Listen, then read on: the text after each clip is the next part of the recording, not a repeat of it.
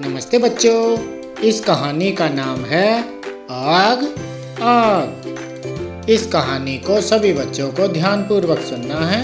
कहानी के उपरांत इसे अपने शब्दों में औरों को भी सुनाना है। बच्चों, इस कहानी में ऐना को गोवा की बहुत याद आती है, लेकिन उसे अपना नया घर भी अच्छा लगता है। उसे मुंबई के शोर शराबे में हर चीज अलग सी दिखाई देती है। उसे मुंबई के शोर शराबे में हर चीज अलग सी दिखती है। वहाँ कई ऊंचे ऊंचे भवनों में उसे फव्वारे और स्पीकर लगे हुए दिखते हैं। है ना आश्चर्य की बात। और वो सब कभी काम नहीं करते। कब करते हैं वो काम? आइए जानने के लिए देखते हैं वीडियो को। जब ऐना अपने गोवा के घर से दूर मुंबई नगर आई, वो बहुत उत्साहित थी, पर साथ ही साथ उसे अपने परिवारजनों को छोड़ने का दुख भी था। उसके चाचा, उसकी दादी, उसके दोस्त और सबसे ज्यादा मांडो एक गंभीर किस्म का कुत्ता था, जो सारा दिन बड़े ही आराम से ऊँघता रहता। पर जब कभी भी पड़ोस में शादी होती थी तो बुरी तरह से चीखने लगता था, और तब तक चीखता था जब तक ऐना के चाचा जी वायलिन बजाना बंद न कर दें। ऐना मांडो से बेहद प्यार करती थी। उसे पता था कि मांडो हमेशा उसकी रक्षा करेगा, अजनबियों और मुसीबतों से, उसके चाचा जी के बेसुरे वायलिन से भी। मुंबई एक बेहद शोरगुल वाला शहर है। पक्षियों की चहचहाट, चर्च की घंटी और अपने गांव की आवाज़ों की ऐना को याद आती। सिर्फ एक ही चीज़ थी जिसकी उसे बिल्कुल भी याद नहीं आती, और वो था उसके चाचा जी का वायलिन बजाना। कभी कभी स्कूल के बाद ऐना अपने पिता के साथ लोगों के घर चिट्ठियाँ और पार्सल पहुँचाने जाया करती थी।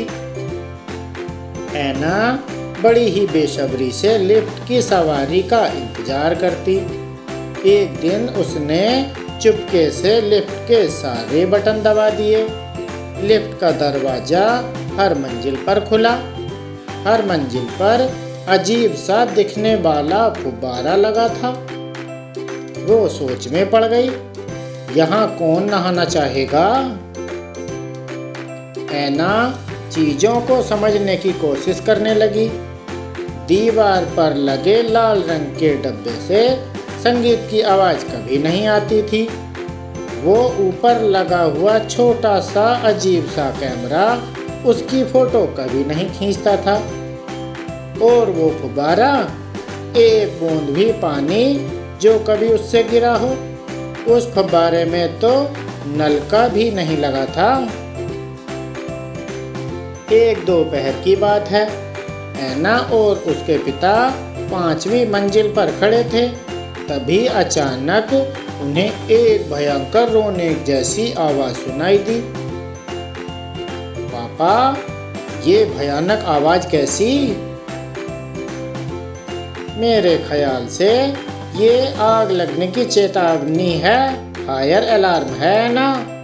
हमें इसी वक्त आग से बचने के लिए मंजिल पर जाना होगा। ऐना को थोड़ा डर तो लग रहा था, पर वह बड़ी उत्तेजित थी। तुम बिल्कुल भी परेशान ना हो ऐना। दूसरी मंजिल पर छोटी सी आग लग गई है और दमकल हमारी मदद के लिए आ रहा है। अचानक वो अजीब सा फुब्बारा चारों तरफ पानी फेंकने लग गया। ओह, और उस कोने में कौन दुबका बैठा है? मंजू अज्जी का छोटा सा बिल्ली का बच्चा। वो पानी और आग से बेहद डर गया था। उस निसहाय छोटे से बिल्ली के बच्चे को देखकर अचानक ऐना के अंदर साहस आ गया और वो उसकी मदद के लिए दौड़ पड़ी।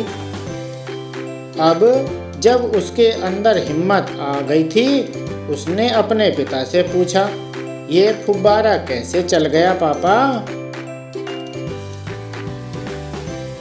ये आग बुझाने वाले फव्वारे हैं ना, जब भी कभी आग लगती है ये अपने आप चल पड़ते हैं। पर इनका नल कहाँ है पापा? उसने दोबारा पूछा। ऐना के पिता ध्यान से फुब्बारे की तरफ देखने लगे। उन्हें भी अंदाजा नहीं था। मंजू अज्जी ने कहा, यहाँ कोई नल नहीं है ना, वो लाल पाइप देख रही हो, हमेशा पानी से भरा रहता है और एक बल्ब उसको कसकर बंद रखता है। जैसे ही आसपास आग लगती है ये बल्ब गर्माहट से फूट जाता है और पानी फुब्बारे के रास्ते बाहर आ जाता है।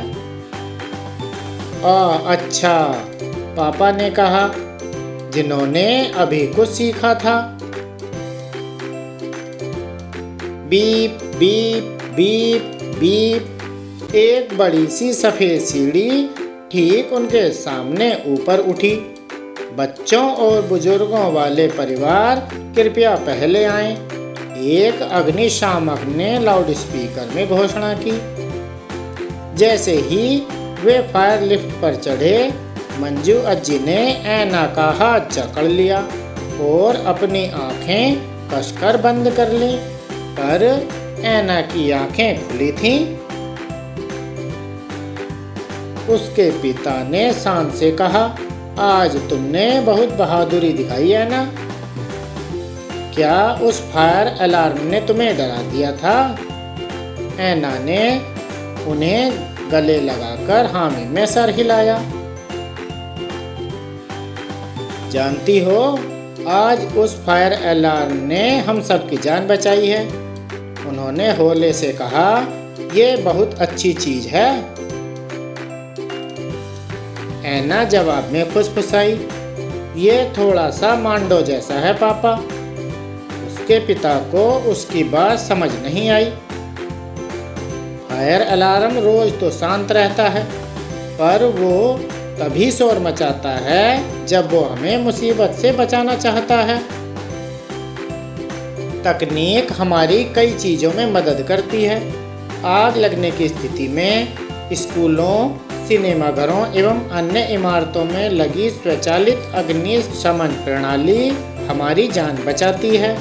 जैसे ही हमें फायर अलार्म सुनाई दे, हमें निम्नलिखित महत्वपूर्ण निर्देशों का पालन करना चाहिए। धीरे से उठकर अपने सबसे नज़दीकी निकास द्वार यानी फायर एग्जिट की तरफ चलकर जाएं।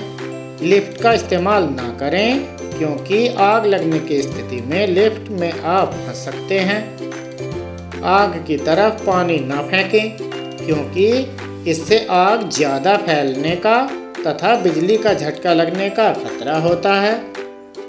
किसी बड़े को बिजली का मुख्य स्विच बंद करने के लिए कहें। किसी भी बिजली के उपकरण एवं स्विच को न छुएं।